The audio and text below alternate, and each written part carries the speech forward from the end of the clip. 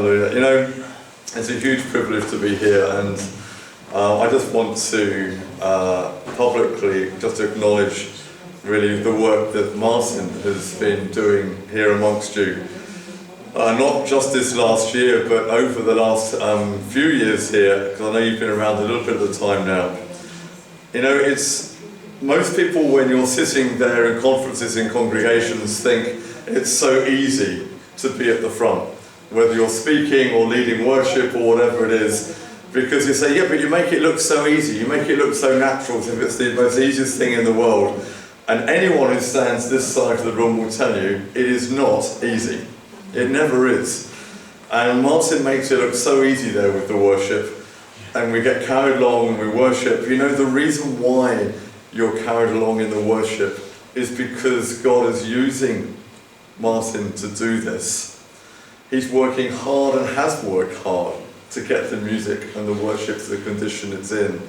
And the fact is that that means it is enabling you to do it is a testimony of the work and commitment of our brother here, and also to all the unsung heroes, the wives of the leaders. I mean, in particular, I want to say thank you today, because it's not often said, and I know the hours that Martin puts in with the sermons and the worship and everything else, as do anyone who leads a congregation, and it's the wives that take up the slack and pick up everything and make it work for their husbands in that way, and they're not often recognised, and we need to say a huge thank you to them also. So thank you for letting your husband be free enough to do this ministry for this congregation. It has to be said, and it needs to be recognised.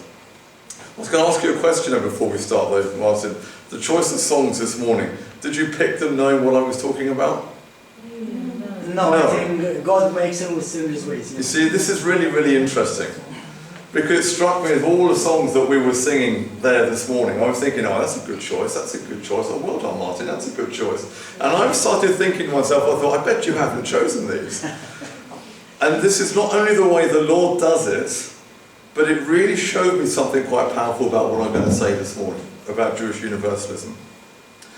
It is such a all-encompassing link and theme within Jewish thinking that it is right before our eyes all the time, and yet, most times, we simply don't see it. We sang this, didn't we, this morning, about one of the songs that all the nations will rejoice, and and again, a number of times it came up in the lyrics there. And I suspect that we're all singing or worshipping along, we're not even really that focusing on what we're singing in terms of the words, maybe at that point, because we're taken up in the worship. And yet, in so many of our songs and our liturgies and everything else, all of this is so deeply embedded.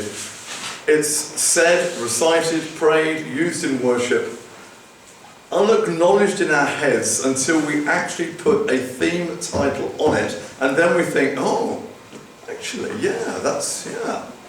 And that's kind of what I want to do this morning. Link all these things together for you, because while on the face of it, if I'm going to say to you, I'm going to give you a talk this morning about Jewish universalism, and it's going to be 4 hours long, you're going to go, right? And it's not going to be 4 hours long, okay? We've got a lunch booking. But nevertheless, you know, the theme itself doesn't sound that interesting. And it's a few years back that I was doing some research around this, around our whole idea of the conversion that we do in our union and so on. Really asking the question, why, if we're doing the conversions, what is it that it kind of really fits into? What is the bigger picture that makes the conversion have sense, a meaning? It's not just, oh, isn't it a good idea to do this? It is a lovely idea to do this, but we didn't come up with it. In fact, if you begin to understand the songs and the liturgy and everything that goes around all this, you realise this is something which is deep within Jewish thinking, understanding, and Messianic Jewish thinking and understanding, but maybe it's never been verbalised and joined the dots in the way that we're going to talk about this morning. Because it is key, it's a core idea, in fact, that runs all the way through Judaism and Messianic Judaism. Yeshua talked about it. You may not have realised it. Shaul was huge on it. Absolutely huge on it. Again, when you see it in his letters, you'll go, gosh, how did I miss that? It's written everywhere, these wonderful things. And it's to Judaism itself as an overarching idea and concept we need to go to try and find out what this means for us as Messianic Jews and how it fits in with Yeshua's teaching and Shaul's teaching, because it's not just theology.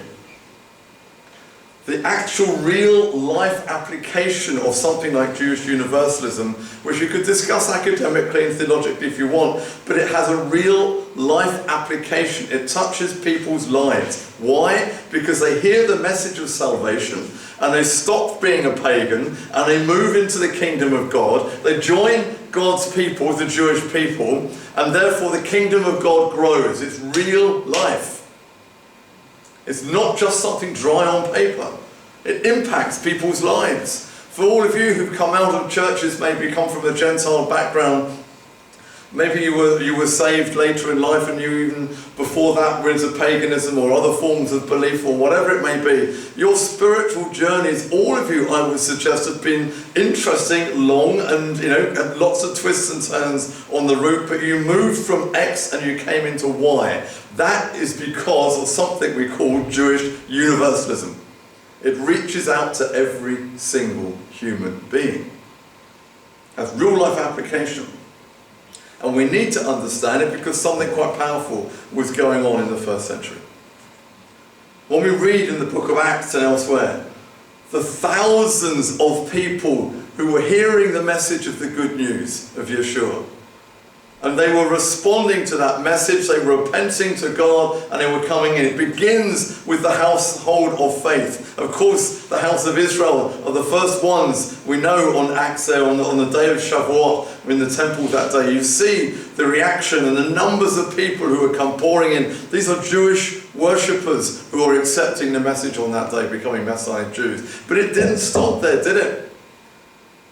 Our people for a moment thought, okay, this is all part of what Judaism is. We know this. This is Shavuot. This is the whole giving of the Torah again in a renewing fashion on the day of Shavuot. And there were many, many people at that time who thought, great, this is for us. This is Judaism. This is what it is. And they understood it. And they were quite happy with that on one level. And then lo and behold, something really, really strange starts happening. Going like, oh, I'm not trying to really understand this. And Gentiles start coming in and going, oh, you know what? I like that message. I want my sins to be forgiven too. And you can imagine as first Jewish believers are going like, well, actually, it's kind of sweet of you, but it's a Jewish thing. You've got your idols. Bye-bye. Go sort it out. This is for us. But the problem is, the Ruach HaKodesh, the Spirit of God, was falling on these Gentiles, convicting them of their sin, and they were crying out to the one true God, forgive me, I have sinned. Amen. And the God of Israel was saying, amen, I forgive you, and the blood of Yeshua is enough to forgive you of your sins. Come and join my people. And it's actually a fascinating side. I wasn't going to go into too deeply with the whole surprise element today. Read my book, it's coming out soon. I've got a bit more in there about that. But the shock and horror to those first believers, like going, them too? Them? The dirty goy? Right? They're so far out of our universe, we don't even think about it. How can God even be speaking to them? They're so unholy. We won't touch them, let alone the God of Israel. Yes, even them, because God's love was going out. And so, according to even some of the records, by the time we get to the end of the first century, again, statistics you've got to be careful with, and over the distance of 2,000 years, of course you've got to be careful with it, but there are some reports that even by the time we get to the end of the first century, there were really only two major groups in Israel as Jews by that point, and that was the proto-rabbinic Pharisaic group and the Messianic Jewish group. The Sadducees had already faded because the temple had gone. The Essenes, well, they were out in the desert and most of them were dying and dead anyway. These were the two major surviving groups that get to the end of the first century and going into the second century. Some reports say it was almost 50-50 numbers-wise. Now imagine that. If we, for a moment, assume the graphs and the statistics are in any way accurate, and again, we have to be careful, but if we assume that they are accurate on all of this, if there were some 6 to 7 million Jewish people living in Israel by the end of the first century, that means there was something like 3.5 million Messianic Jews. Think about that for a moment. It's huge. And they went on into the 2nd, 3rd and 4th centuries, and of course we know what happens at the end of all of that. But the really important thing about all of this is a lot of that 3 million, let's just say as to conservative, maybe 2 million if you want, whatever number we want to pick. But a huge number of those were not born Jewish. They were converts. Converts to Messianic Judaism through Yeshua. Where the numbers came from. And if you've seen some of the graphs, and we've got a graph, if you've been on the Gateway course, you'll have seen it, of a huge spike in demography around that 1st century period. And even Jewish experts on all of this and historians look at this and say, we have no idea what caused it. Literally. And even they will acknowledge there is no way physically that that spike could have happened by birth alone. In other words, they know that it was through conversion that these numbers went up. And the speed that they did and the amount that they did. But how do you make sense then of everything that is going on? And we shouldn't be surprised, really, in all of this, because what did Yeshua say? I'll have a quick look now to see. I'm going to go through a few passages to this morning. Go a little bit deeper if we can, so try and dig around and do a bit of study on this as well.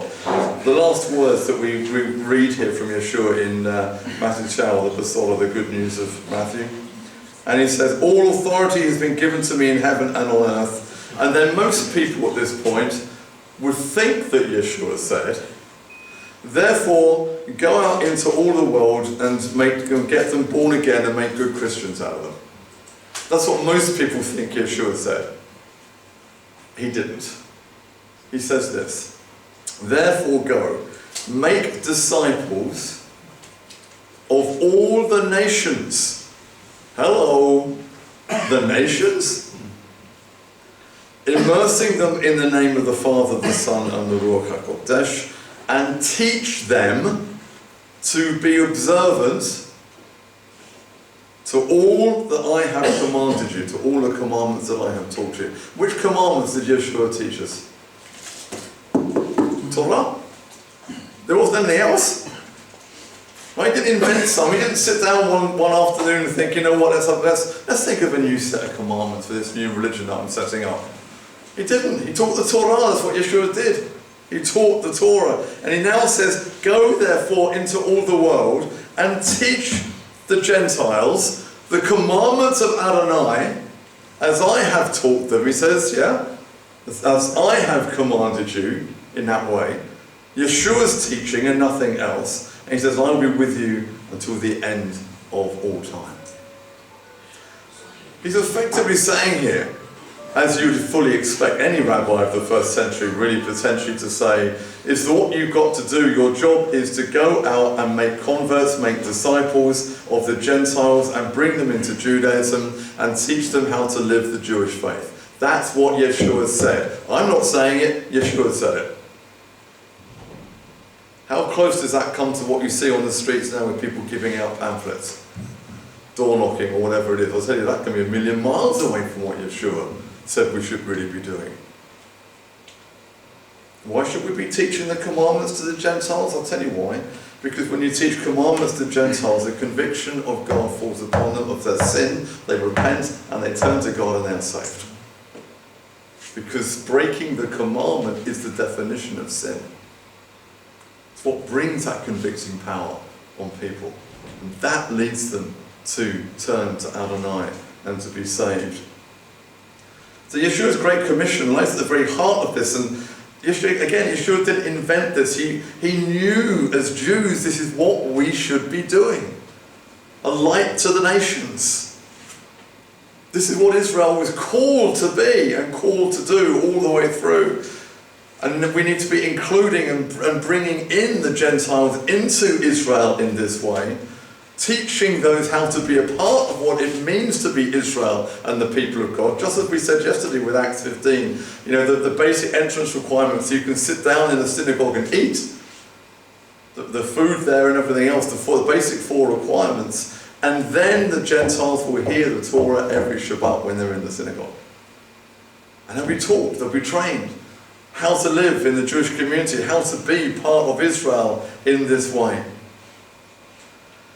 But you can forgive our people, I think, a little bit in reaction. I mean, we know this when you read through the book of Acts, that the shock, the comment there is the classic one, isn't it? Is when they go back and they say, the Holy Spirit fell upon them, just like he fell upon us. I don't get it. They were truly shocked. I mean, they're not making this up. They were truly shocked. I mean, we maybe don't understand the depth of why that shock and surprise was there, because in Jewish thinking, you've got God in the middle of Israel, who is the holy. He's the holiest that there is. Around him is Israel, which is one step back from that holiness, still a holy people. But then outside of Israel is the rest, the Gentiles. And they are not holy. They're not. In Jewish thinking, the Gentiles are pagan, unholy, unrighteous, unclean. That's Jewish thinking, Jewish core, Jewish thinking. Which for those first followers, there was quite a shock here. Why would the Holy Spirit fall upon people who are not holy? It's a logical question, isn't it? And we kind of miss the shock value of this today, possibly, because we don't understand the way everything is structured, but it's a really good question. And the only answer they could come to was the fact if the holy things in them and they use for service in the temple in that way. They've got to be made clean first of all. And it's the same concept with people. God is able to make clean even a Gentile to enable his Holy Spirit to come and fill that person. That's how deep this transformation goes. But immediately when you think of it in that way, you understand that God has moved you therefore from being in this unclean Gentile state into a state of cleanness and holiness, which actually is designated to be part of Israel. Because that's what Israel is. Clean before Adonai. Holy before Adonai. That is our calling. That's what God has made us to be his servant in this way. And if the Gentile is going to join, then God has got to change them.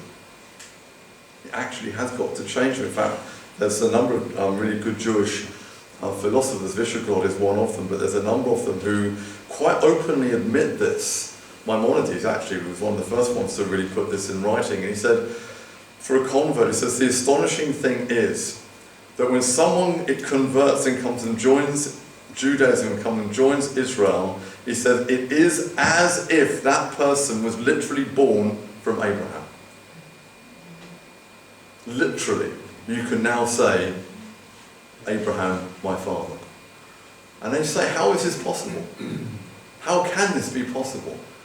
And they all conclude, all of them, and say, there is only one way this can be true, if God does a miracle. In fact, it's what we would call the miracle of rebirth. You're born again. But you're born again into a new family. You're now adopted into, you have a new home, a new spiritual family, which is yours. And so we discover through all of this element of shock and horror around it, which pervades that time period and still does to some extent today, really hinges on this idea that Israel is a particular people, if you want to think of it that way. There's a tension which goes on here between the particularistic and the universal. Israel is called as a nation to be particular. We are meant to be different from the nations around us. We're not meant to be syncretic. We're not meant to absorb things around us from the nations. We are called to be set apart and different. The problem is that the moment you begin to think that we're set apart and different is that you can begin to think of yourself as we're special and we shouldn't have anything to do with others because, and that's a problem. It's the problem of the particularism aspect of what it means to be Israel. But Israel also has the universal aspect as well. It's a mixture of both. And again, some of our great theologians and philosophers have talked about this. One of my other favourites, Cardozo, puts it this way. It is through particularism that the universal mission can be accomplished. In other words, We have to be who we are, and if we don't, we haven't got a light to shine before the ones who need it. We can only be universal in our outreach if we are particular in our thinking. In other words, you don't become like the drug addict to win a drug addict, which again is some of these strange verses that people use in scripture. You know, I became a Jew to save the Jews, you know, that verse that people always get wrong. It's got nothing about that. You don't go and mimic other people's Gentile behaviour to try and save them. No, you are particular, and your light shines, and the light shines bright, and you attract people in. Another one put it in this way, and this is Nicolas Deland in his book on Judaism. Jewish universalism looks to the whole world as God's domain. The Jews are chosen by God to convey a message to all mankind. Or, as Yeshua puts it, salvation is of the Jews. That's a Jewish universal message. Again, you may not have seen it in that way. You've read it often enough. But that's exactly what Yeshua is saying. Salvation is of the Jews. Not salvation is only for the Jews. Salvation comes through the Jewish people. Israel, the nation. It's our job to bring that salvation. Or to put it again another way, Israel is the vehicle by which God presents salvation to this world. It is not an accident that Yeshua was born in Israel as a Jew. It's quite deliberate. Why? Because salvation comes through that vehicle of Israel and the Jewish people.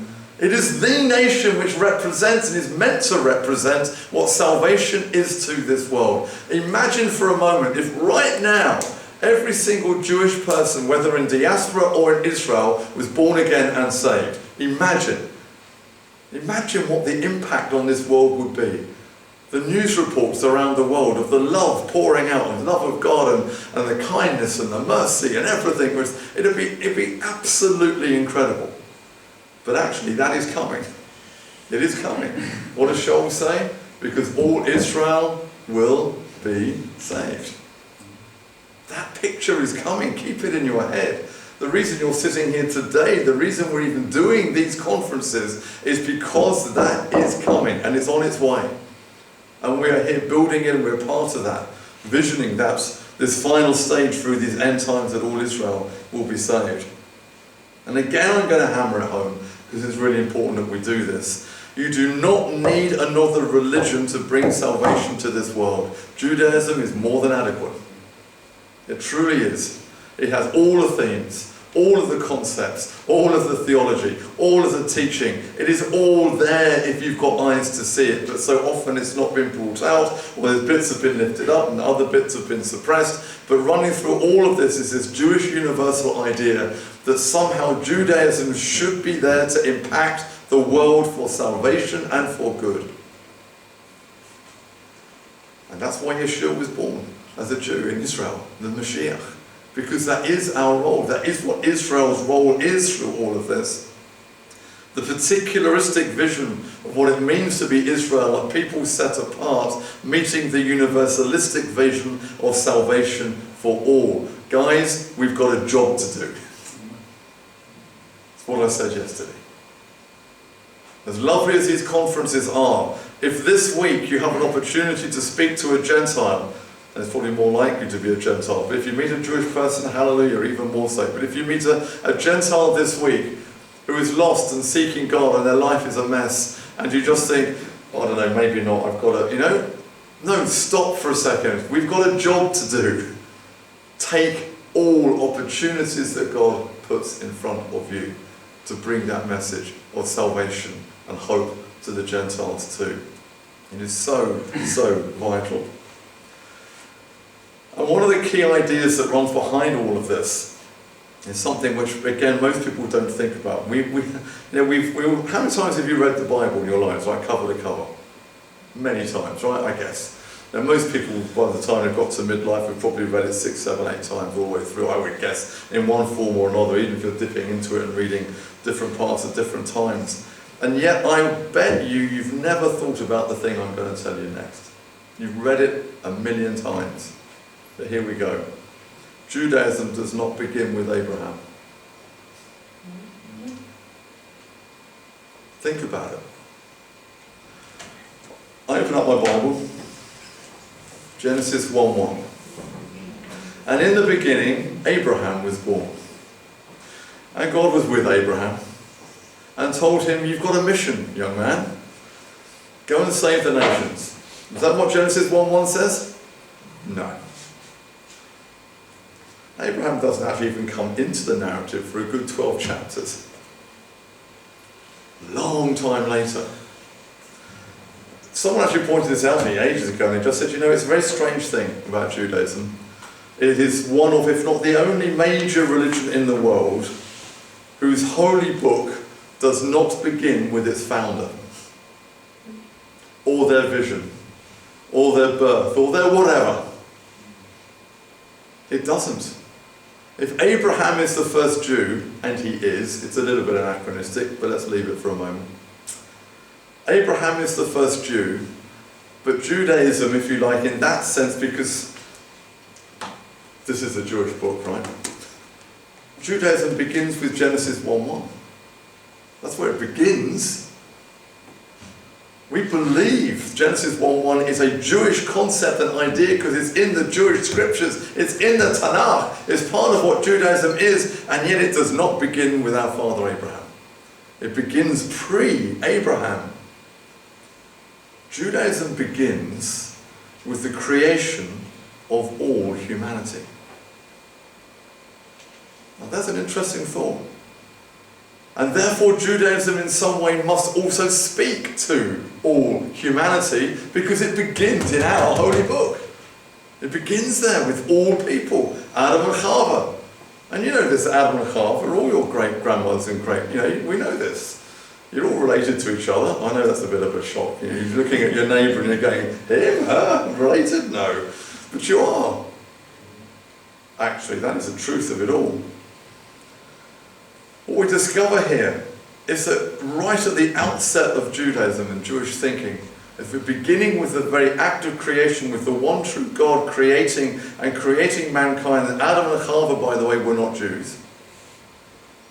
Wow. Think about it. They weren't Jewish, and yet our Jewish narrative begins with, effectively, Gentiles, if you want to call them that. Quite a brain-blowing thought, actually. Why would God even do that? But it shows us something deep, if you can get into that space, that actually God is concerned about every single human being. Judaism is concerned about every single human being. Yeshua is concerned about every single human being. He says, get out there and make disciples. Teach them what I've taught you. Show them this way of salvation. Teach them the righteousness of God. Just don't just keep it to ourselves. We've got a job to do again. It's on Yeshua's heart that we should flesh out and understand the fullness of what this calling is all about.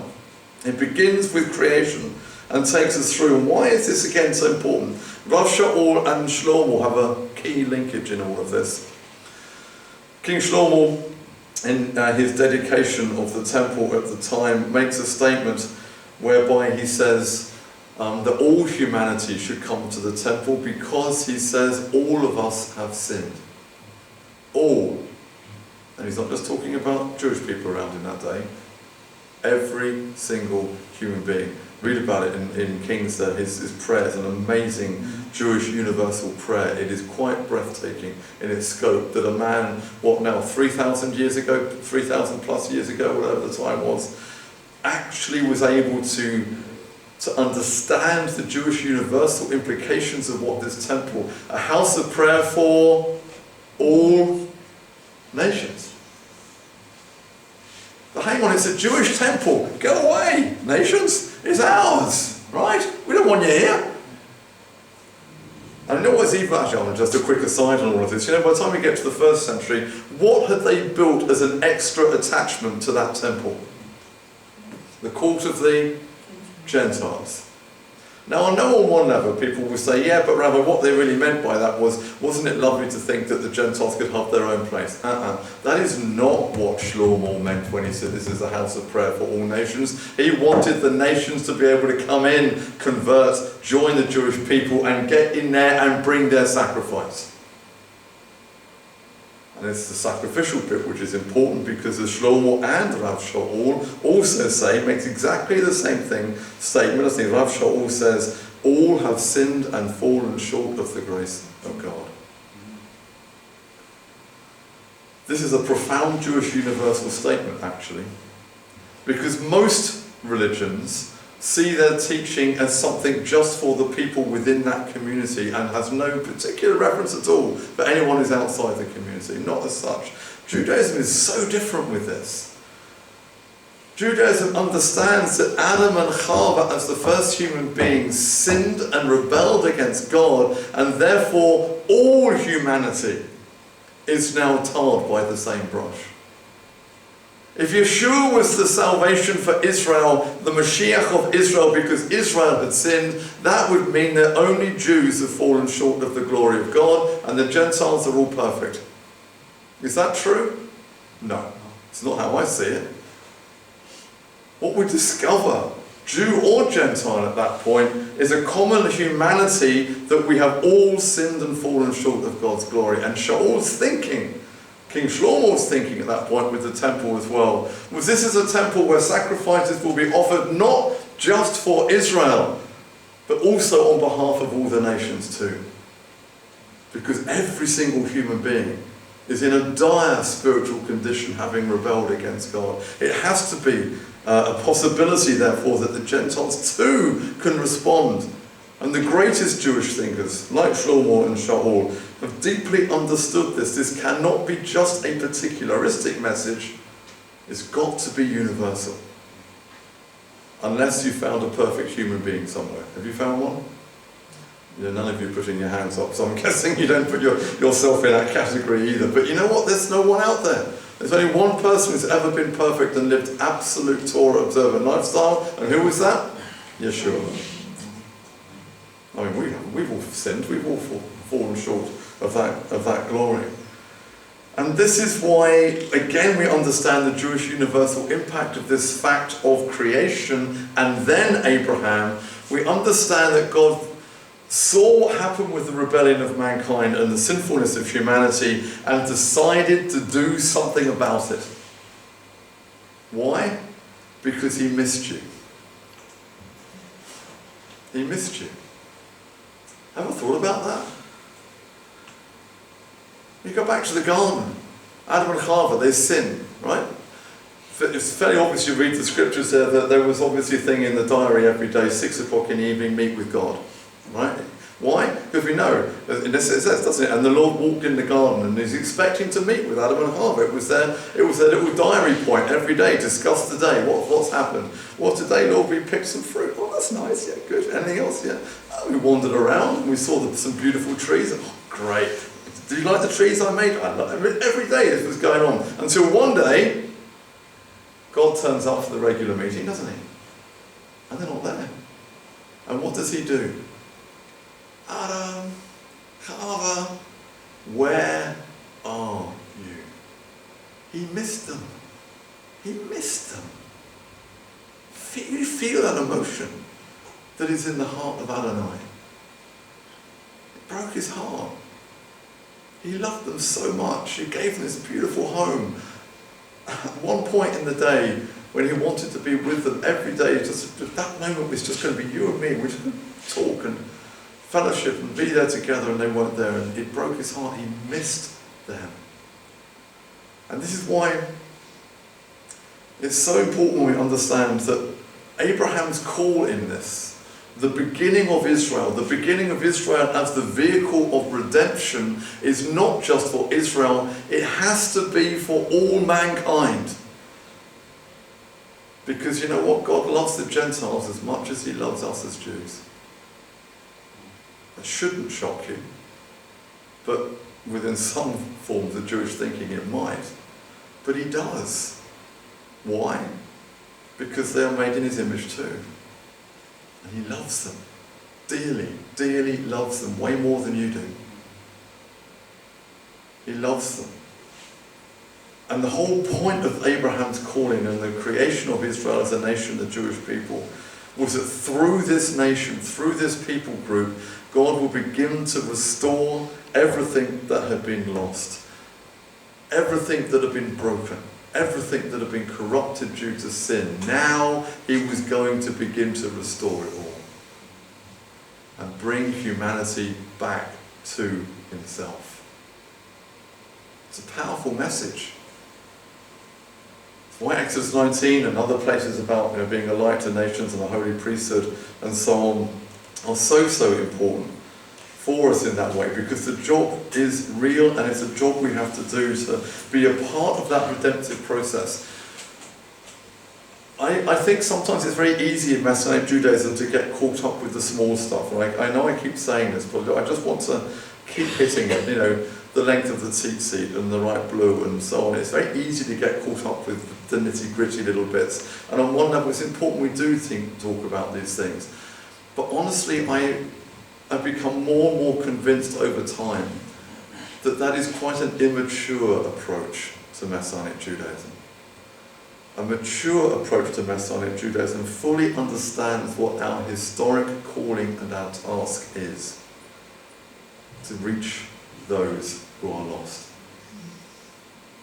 It's what Israel was born for, created for. Abraham had a deep spiritual experience, a born-again experience of Adonai. He, according to tradition, he smashed the idols of his father and he sets out on this journey to the promised land. Just as our people did coming out of Egypt, there's a number of these salvation journey narratives that we read in the scriptures. But each one of these is about a purpose of creating a nation, building a nation that has a job to do. It's not just to say to people, look at our temple, isn't it nice? And they go, oh yeah, that's a nice temple, yeah. Have you seen what we've done in Egypt? Oh, that's quite a nice one as well, yes. Yeah, you do that then. Well, we do this in ours. What do you do in yours? That's not what it's about. It's not about how pretty it is, how nice it is, or whatever. Praise God, we had a wonderful temple. But even then, as I said yesterday, the temple had a purpose. It had to function. It wasn't just pretty. It had a job to do. We have a job to do.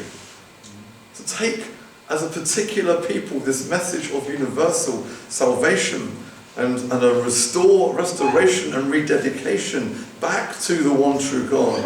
We have a job to do. In fact, as again, another one of our Jewish theologians, Jewish universal theologians, put it this way. He says, redemption means the reconciliation of God and humanity.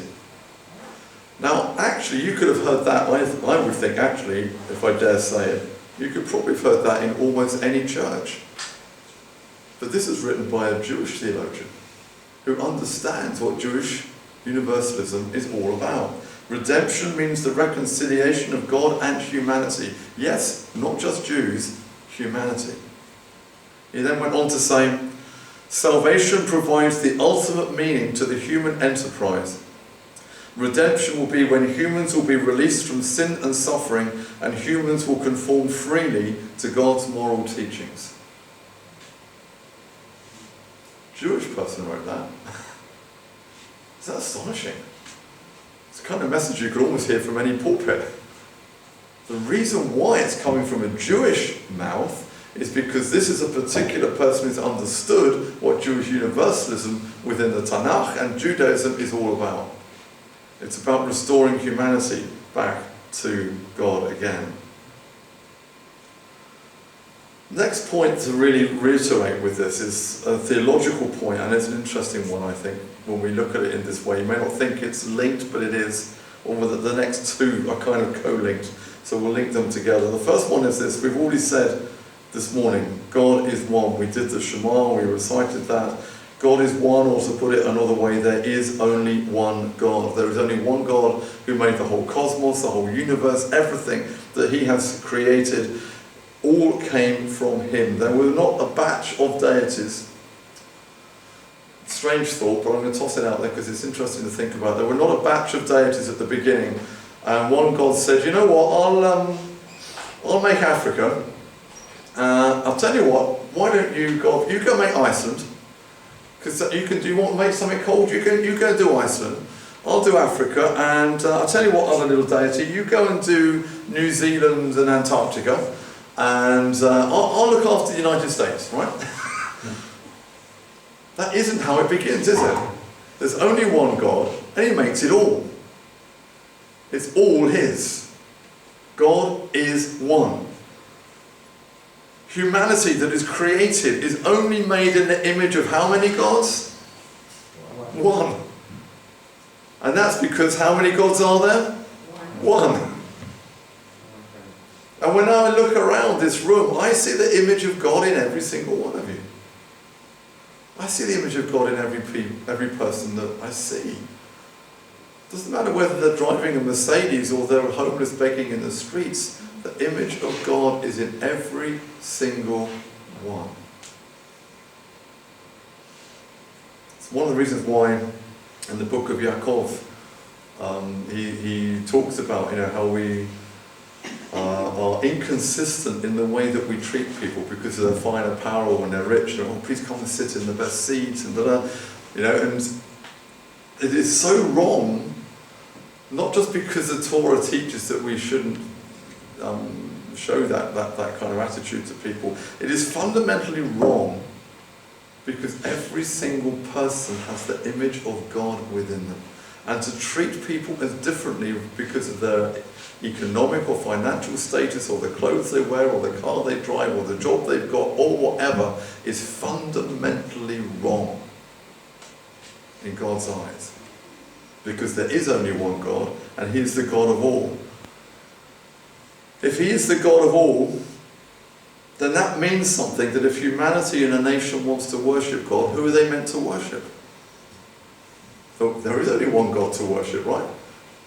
They're not, there's this kind of interesting thinking that you find in some Jewish circles, whereby the God of Israel is the God that Israelis, Jews should worship, and other nations have their own gods. It's often heard, even in today's Jewish circles as well, it's kind of like, no, we have our way. In fact, actually, often you'll hear this particularly addressed towards Christians, you'll hear the comment being made, that's okay, you've got your Jesus, we've got our Moses. For us, Moses is the way to God. You've got Jesus. He came for the Gentiles. That's fine. You do your Jesus. He's not for us as Jews, they're saying. He's a Gentile guy. And we've got our Moses. But it belies actually a fundamental misunderstanding of all of this. There aren't separate gods for different nations. If you want to worship, actually there is only one God that you should be worshipping.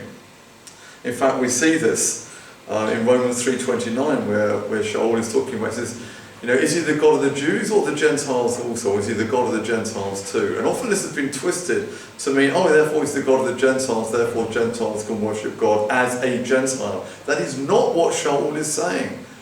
He's understanding this from a Jewish universalist perspective and saying, look, there is only one God, therefore if he's the God of the Jews, he's got to be the God of the Gentiles. He's not saying you've got to stay as a Gentile. He's just saying that there is no other God. And therefore, if you were born a Gentile and you want to worship God, he's got to be your God too. But follow the consequences of that. He's not cussing that out. He's just making a profound Jewish universal statement. Because there is only one God. The wonderful thing about this is that, there's not some kind of understand that Yeshua or Shaul or anyone else has said, well, okay, these are the commandments, but that's for Israel because this is the God of Israel, and we've got a different set over here for the Gentiles because they're the gods of the Gentiles, that's what they do. I don't read that in the scriptures. Why? The righteousness of God has one expression, the Torah. The Shabbat you are to keep holy. By keeping the Shabbat holy, you are living a righteous life. If you are keeping another day holy, you are not living a righteous life. Period. And I know that will offend people out there possibly, but it needs to be said. You have no right to change the righteousness of God and change it to something else and then come back and claim, no, this day is holy. It is not. The Torah tells us all the time through his commandments what is righteousness and holiness, and it's not as if to say, but it's only holy for us as Jews. You do what you want, worship on a Wednesday, do what you want. That isn't how it works. There's not a sub-clause in the Torah, and keep the Shabbat holy to be, unless you're a Gentile, then do whatever you want. I don't read that. And why? because Shabbat is creational. It's before Judaism even begins. It's that important for all humanity to understand it in this way. What do our prayers begin with? Blessed art thou, O Lord our God, King of the universe. Not of Israel. I mean, he is the King of Israel. But even in Jewish traditional liturgy, again and again, and how often was this what I said? The liturgy, the songs, you say it and think it, you don't even know what you are saying until you get the click and you understand the implications of what you're saying. Every time we say, Blessed art thou, Lord our God, King of the universe, you are declaring your Jewish universal faith. You are saying he's not just the God for us as Jews, he's meant to be out there for the God of everyone. There's a job to do. I keep coming back to it, but it is true.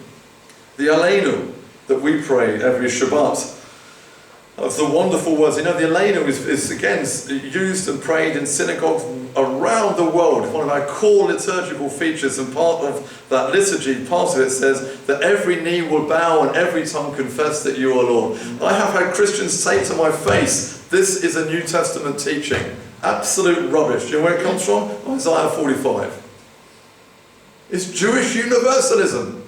In synagogues that are not even Messianic around the world, every week we are saying, every knee will bow and every tongue confess. Every means every. Not just every Jewish knee will bow and every Jewish tongue confess. Our Jewish universal understanding is so woven into our liturgy and our thinking as Jews, we don't even see it because it's right before our eyes and we've not even seen it that closely before, but there it is, it's right there. We are calling to a job here to reach out so that eventually all humanity will come back once more and worship the one true God, because there is only one God. The second idea linking into all of this is going back to our Adam and Chava idea again, the single human family. They were not Jewish by birth. They were made in the image of God as every human is today. We are all long lost cousins, even the ones I don't want to be my long lost cousins. They're all part of my family, every single one of them, and we have to start thinking this way.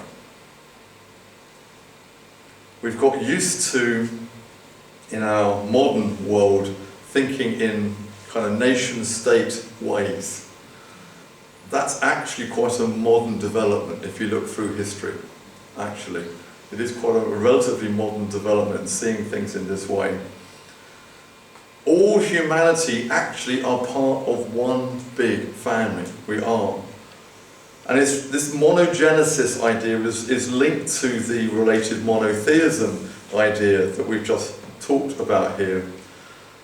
That ultimately, if all humans are one, and all humans want to worship the one true God, then the answer and the way to do that, as God has given us through the scriptures, is through Judaism.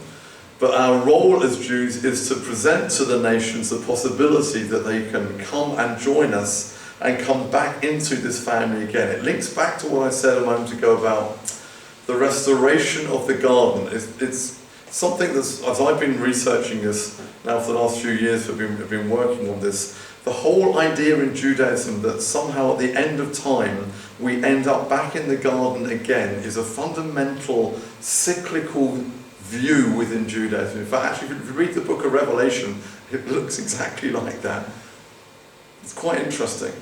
And you get back to the beginning again, but you begin to understand that all of this, all of the creation, all of the stuff that we have around us and the place that we live and everything, all of this is for a reason. It's like a global stage which is enacting out a play, and that play is called salvation. And we're all actors on that stage. And we're on Act 5, Act 6, we're working, and God is working his way through this play. And at the end of the play, everyone on that stage will bow and bend the knee and confess that you are God. It begins in the garden, but it kind of ends up back there again, because in the garden every tongue confessed that you are God. There were only two tongues, Adam and Chava. There's a few more now, but ultimately the image is the same. God has succeeded in restoring everything, redeeming everything, restoring everything, and bringing everything back. But we are all part of this one human family. And in fact, again, it needs to be said here that, if each nation has its own deity in this way, or if there were different deities that created different nations, then we would all be made possibly in those different images, but we would all be like different species instead of actually being one. I think I can say this with confidence as a biologist, we're all one species, right? It doesn't matter whether you're Swedish, Zimbabwean, Norwegian, Maltese, we're all one species on a biological level, because we're all coming down from Adat Carver. That's a fact. And it's only really with the division of humanity at Babel into the language groups, because the curse of God upon us was to mess up our languages, not necessarily to create different nations in that sense. God is going to undo that curse upon the nations and bring the human beings back together as that human family at the end. In fact, Zephaniah 3:8-9 talks about the restoration of the one language, doesn't it? It's quite interesting. And again, that's a Jewish universal thought. What is that one language going to be that we're all going to be speaking? Hebrew. So you better start learning it. I always think to people at this point, like a quick advert here for software to do it, but honestly, get ahead of the curve. It's going to be a bit of a crash ulpan, and you suddenly really understand you need to be speaking it. But that is where we're going to be going again. God is going to restore this. He's going to undo that curse that was upon us. When every knee bows and every tongue confesses, there will be no need for us to be separated as that human family anymore. His desire is that we do become one. In fact, again, going back to the Aleinu prayer, isn't it? Every time in our Shabbat services, and at the end, God will be one and his name will be one. Again, you can say that and just think, that's kind of nice. But the implications of it is Jewish universal thinking. It comes through in our liturgy. Jewish people understand that the ultimate goal and aim of Judaism is to bring redemption and salvation to all people. And it comes together in the end as one. A quick aside on this. I want to bless my brother here as well. A quick aside on this is that what we also see is the parallel fake unity of mankind, which runs parallel. The hippie New Age and all the other stuff. Communism was a fake unity. Fascism has been a fake unity. There's something in mankind which actually deeply understands that the only way that we all stop killing each other in terms of wars, and we can even possibly think about peace, is if somehow we can all come together as one. And what you're finding now in these end times, the world is out there to be one, united, but not in God, in their own politics and in the way of man. And that's where the anti-Messiah comes in, will try and do that, of course, and impose that unity upon mankind. That is not God's unity. The unity we see, and the unity that the Lord wants in humanity, is where every knee will bow and every tongue confess that you are God. That is the true restoration of humanity back as to one family again. Another idea around this, a third idea in this list. Are you still with me? We've got on 2 hours to go, haven't we? Yes, that's it. And the third idea in all of this rests upon the idea of where the Torah itself was given. Don't you think it's really strange that our core chief revelation that was given to us as Jewish people did not happen in our own land? Did it? Where did it happen? Out in the desert, in the middle of nowhere. We weren't in Israel. Wouldn't it have made more sense for God to have given that vision on Mount Sinai, on Mount Zion, and in Jerusalem somewhere? To my logic of mind, I'll be thinking, well, wait till we get the Jewish people in the land, and then I will give you my revelation of the Torah. You're in the land, and this is what I'm saying, and this is it, and this is what you've got to live in this land. So why did God choose to give it to us slap bang in the middle of a desert surrounded by the pagan Gentiles? Oh, well, there's a clue. Straight away. And you know what? The rabbis have been really strong on this in their understanding, even within traditional forms of Judaism. The reason why God gave us the Torah in amongst all the Gentiles and the pagans and the tribes of this, that and the other that were all around us is because they needed to see the revelation of God given to us as a holy people, that the light would shine out to them. We weren't locked away somewhere in our own land that no one would see it.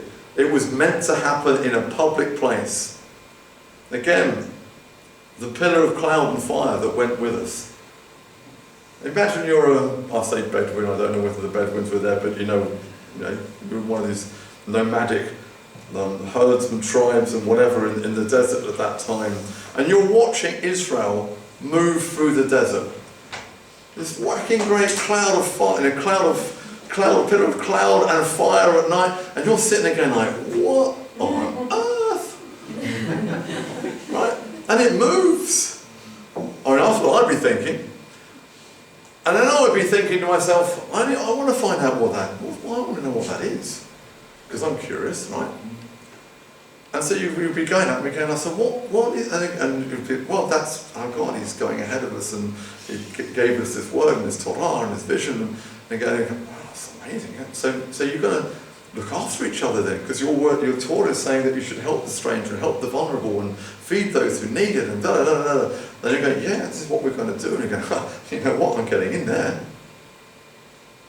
Same principle that was going on in Egypt, of course, with the death of the firstborn. The same message ultimately that was going out that caused that mixed multitude from Egypt and from the nations who were in that empire of Egypt at the time. It wasn't that they just thought, I think I'll go and have a meal with an Israelite tonight. That's not what they were thinking. They had seen what the God of Israel did to Egypt. They'd heard the teaching that was coming out from the Jewish people, in that sense of the history of the patriarchs and everything else that God had called them through Abraham. And I guarantee you, that night there were many, many Gentiles in Egypt who were thinking, you know what we're going to do? We need to get into a Jewish house. Tonight we're getting in a Jewish house. I'm not going to play around anymore. It's done. That's it. That's where we need to be.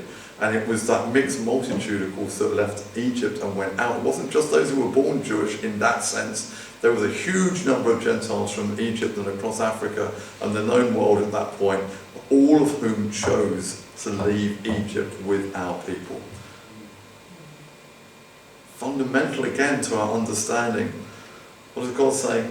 I'm the Lord your God who brought you up out of Egypt. Not just those who were born my people, but you also who were not born my people. You came out too from Egypt that night. Because I am the God who saves you.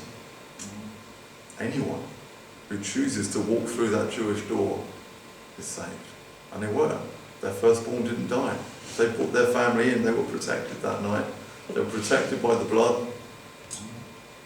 And they left Egypt the next morning too. It wasn't a kind of a racial thing in that sense. What God was looking at was, would you act in faith? Would you trust him? Would you believe in him? Would you put your faith in him and acknowledge his power and his sovereignty? And if the answer for that as an Egyptian was, yes, I do, then you did exactly that. You walked through that door. It was an act of faith to walk through that door, to trust God that night. And when you woke up the next morning and your firstborn son was still alive, you thought, hallelujah, I'm getting out of here. Didn't matter who you were. God has no favourites really in that sense at all. One of the reasons, again, fascinating from the Jewish traditions here, the kind of the rabbinic traditions, in Bereshit Rabbah 1:1, it talks about how the Torah is, quote, a united plan for all humanity because it belongs to no one. Bit of a strange thought when you first read about it and you think, but surely it belongs to Jewish people. The Torah belongs to God. He gave us the gift of Torah. It belongs to him. And that is an interesting little thought. And again, our rabbis, even down the ages, have understood this, that he can give that Torah, or make it available for any who would call on his name or would want to walk with him. It's a revelation for all people to live by, it says in the Mechilta on Exodus 19. A revelation for all people to live by.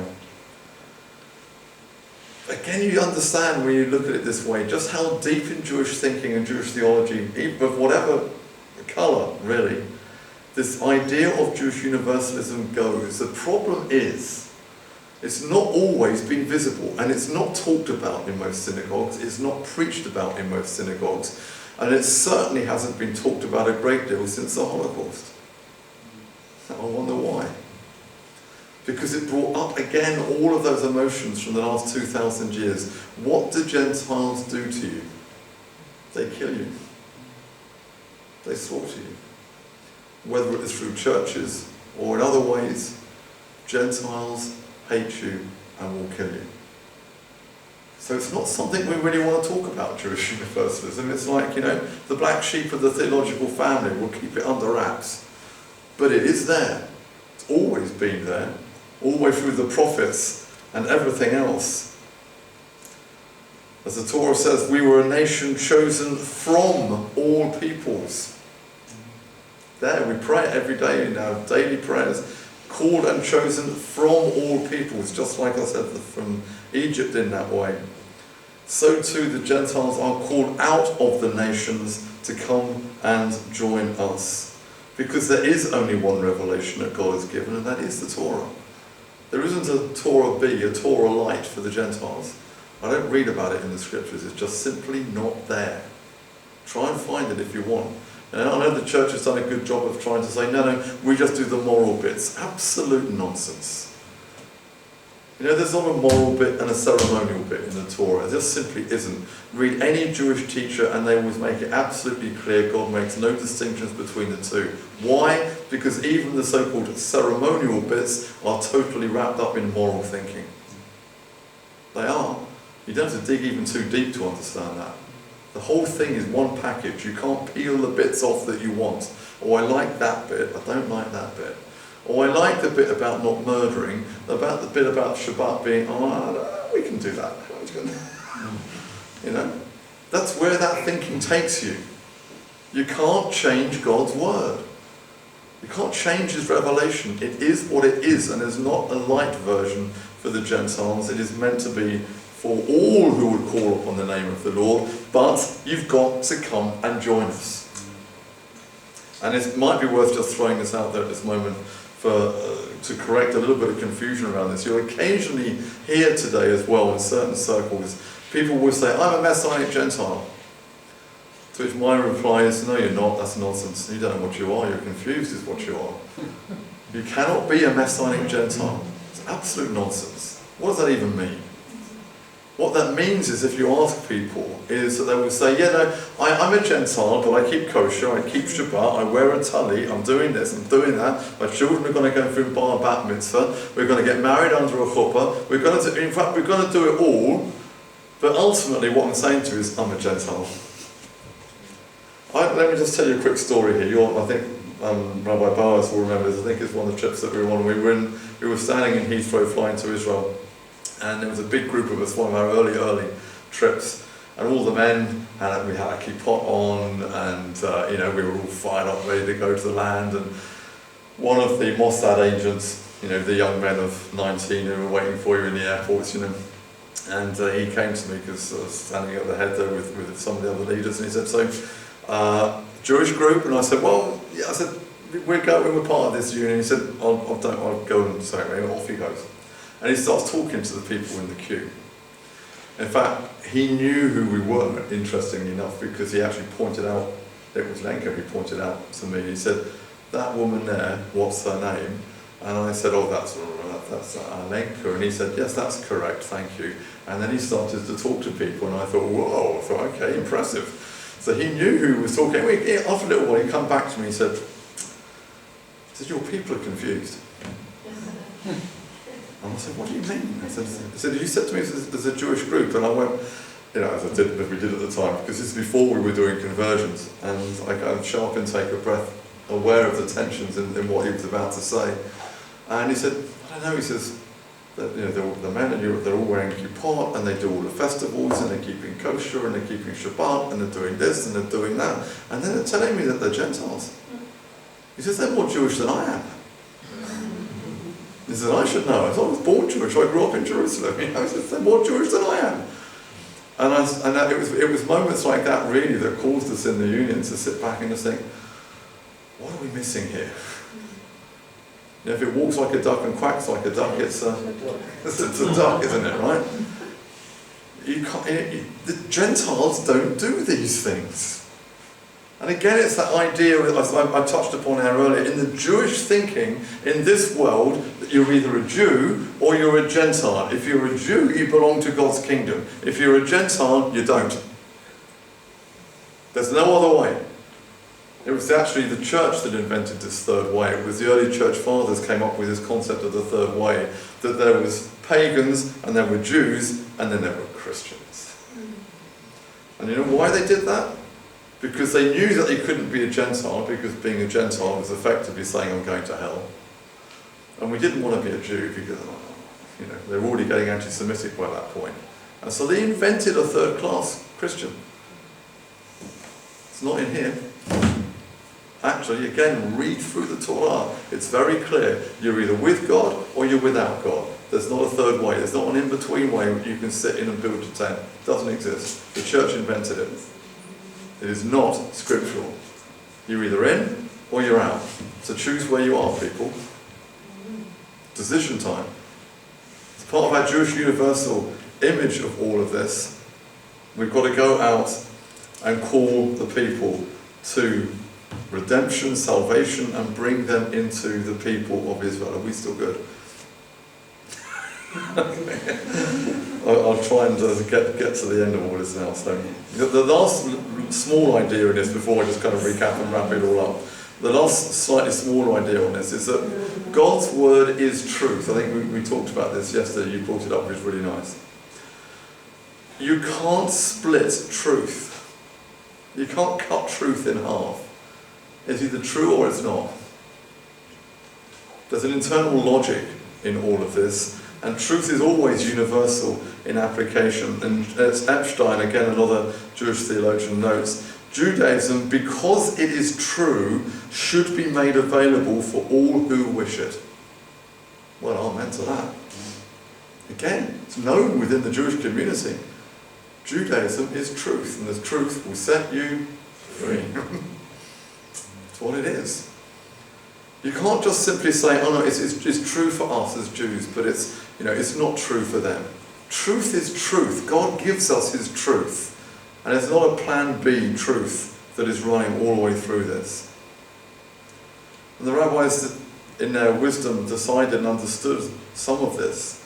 That one of the reasons why we were in diaspora and have been for 2,000 years, apart from our sins having driven us there, is that we should disperse the presence of God amongst the nations. It is part of our calling and our task. In fact, what did Yeshua even say to his followers? Get out of Jerusalem and spread it.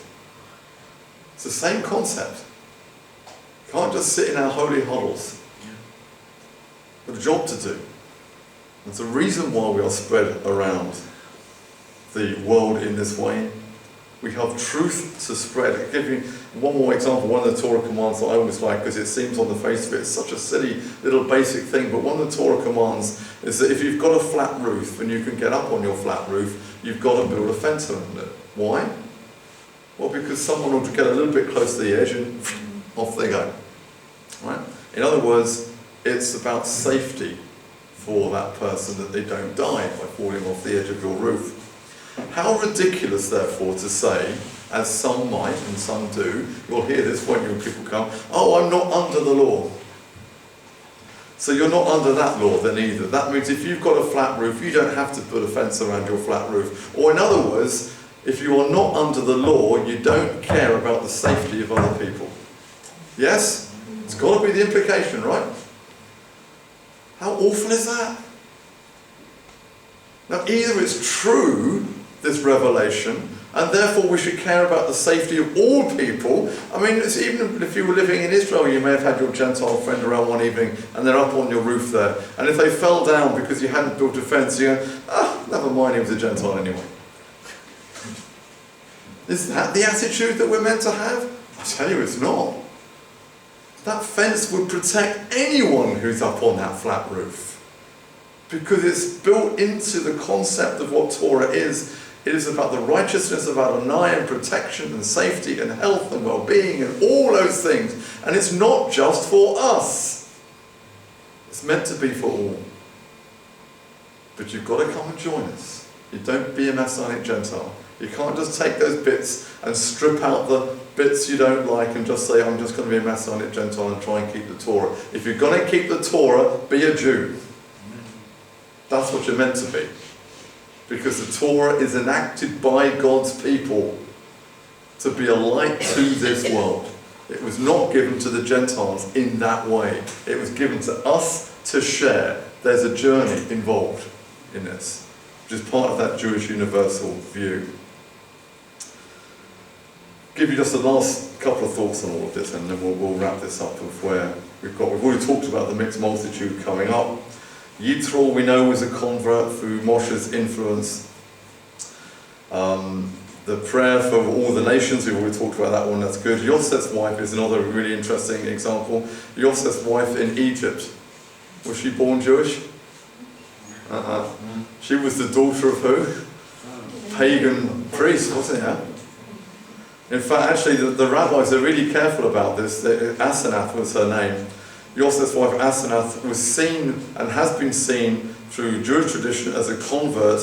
I have to say, especially by Rabbinic Judaism, we believe the Jewish line is through the mother.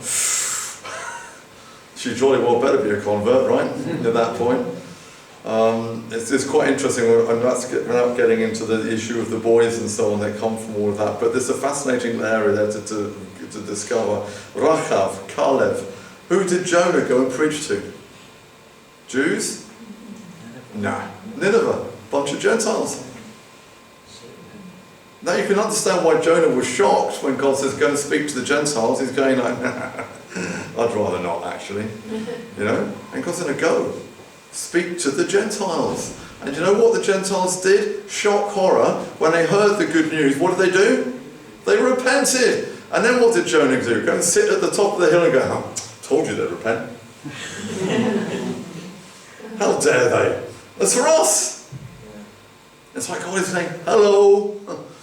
It's not just for you. They can repent too if you present that offer to them of repentance. They too will repent. Do you know what Jeremiah 1 verse 5 says? That he's a prophet to the nations. Ouch. I only kind of reread that just not that long ago, and I thought, a prophet to the nations? Hang on, I thought, Jeremiah, you were a Jewish prophet. And he is a Jewish prophet, but he's listed as being a prophet to the nations. Interesting stuff. Many other verses that we can see here, again about Israel being a light to the nations, and so on. The last little one is in Acts 15, of course, where Amos 9 is being quoted about rebuilding the tent of David and so on. Amos is one of the strongest Jewish universalist prophets that we have. Most of the prophets are really into Jewish universalism. But Amos is certainly one of them, and he saw a time coming, and that's why it's quoted in Acts 15, because Yeshua's followers recognized that this was now coming about into existence. With the reign of David being restored, as it were, through Yeshua, that kingdom would expand and it go further and bring in and include all these people. And my final thought, I'm getting there. I will leave my notes with Martin because there's more maybe you can draw out and pick out on all of this. We did the Shema this morning, and it says that to teach them and talk of them, the mitzvot, the commandments, when you walk by the way, right? And you know that bit in the Shema. Do you know what that actually means, though? Have you ever stopped for a second and thought, what am I saying with those words? Let me give you the background to it, again from traditional Jewish teaching. When we are outside the land, walking strange paths, we are to teach the Torah and instruct others who will listen. Every time you declare the Shema, you are committing yourself to that act.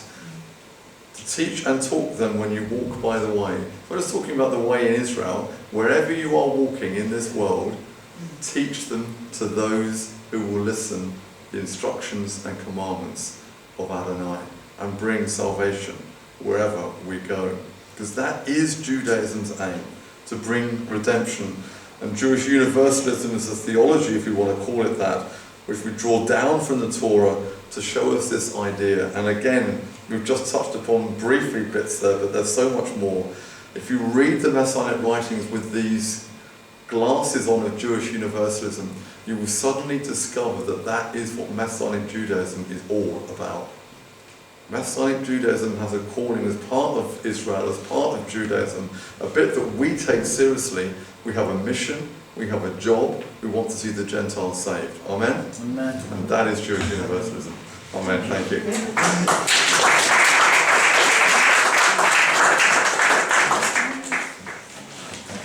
Very sad.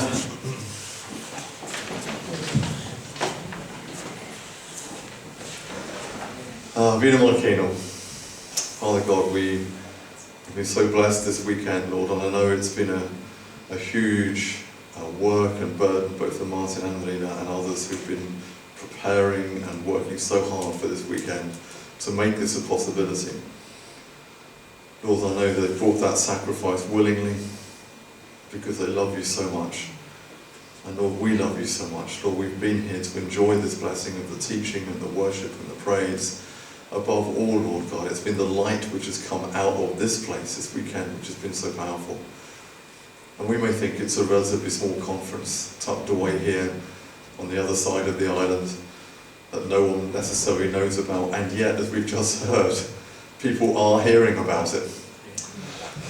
And it's your doing, oh Lord, it's your work always in this, your miracles that we see through this. And Lord, I pray for an explosion of your light in this place. Lord, I just pray that you will take the sacrifices of Martin and Arena and others in this congregation, take their sacrifices of their lives which they pour out to you day after day, take them, Lord, and just multiply this hugely, that they will see much fruit and a huge harvest here on Malta. Lord, let your revival begin here. Let it begin now, Lord God, after this conference, that many other people will phone and call and want to know more. And say, I want to call on the name of the Lord. I need to repent. I need to come home. I need to get back to the Word of God again. I need to get back again to what all this is all about, what faith is and has always been. And Lord, I pray that He will take many such phone calls as this. And Lord, that many people, many of our people and many of the Gentiles will be saved through this ministry and this work here on Malta. Lord, we look forward to hearing these testimonies which will come out. But Lord, I pray also that you will strengthen his back, his mind, his heart, Lord, strengthen his legs, strengthen his playing fingers for the guitar, his musical gifting, Lord. I just pray strengthen all of this with your strength and power, that everything that he does for you is not just in his own strength, but is multiplied through yours. Lord God, keep him upright. Lord, we know this battle is fierce. And we just pray, Lord, that you will really develop that worship aspect in him. Father, we know that is spiritual warfare, because the unclean spirits flee when there is genuine, powerful spiritual worship, because they cannot bear to be in the presence of the living God of Israel. And I pray, Lord, keep away unclean spirits from this place. Keep away demonic spirits from this place and this community. Anything which would seek to bring it down and attack it in Yeshua's name. Amen. We say, get out right now. Do not come to this place, because this place is holy to you. This community is holy unto you. And Lord, we pray, fill it with your Ruach. Fill him with your Ruach, Lord, for this ministry and calling you placed upon him. Give him your supernatural strength day after day. Minister to him, minister to Rena, minister to the wives, minister to each and every one. Father, we all have our role and our job to play in this, but what a glorious, glorious calling it is. Lord, we are so privileged in these end days to be your servants in this ministry, to see all Israel saved, and then to see the nations touched again for revival in these days. Lord, this is what you've called us to. Lord, use us. Use Martin's hands, mind, spirit, his voice, his musical gifting. Use everything that he's bringing to this table, Lord. I just pray that he's put it before you, and just bless him in every endeavor that his hands touch, we pray. B'Shem Yeshua Mashiach. Amen. Amen. Let's do the Aaronic blessing. Aaronic blessing. יברך אדוני וישמרך, יאר אדוני פניו לך וחונך, יישא אדוני פניו עליך, וישם לך shalom. Amen. May the Lord bless you all in Yeshua's mighty name. Amen. Amen.